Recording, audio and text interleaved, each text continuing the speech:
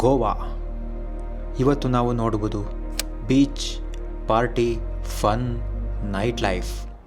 ಆದರೆ ಇದರ ಹಿಂದೆ ಇರುವ ಕತೆ ತುಂಬ ರೋಚಕ.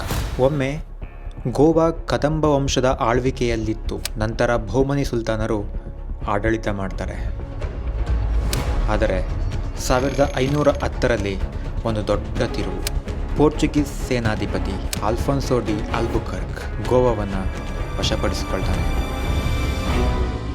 ಆಮೇಲೆ 450 ವರ್ಷ ಗೋವಾ ಪೋರ್ಚುಗೀಸರ ಆಳ್ವಿಕೆಯಲ್ಲಿತ್ತು.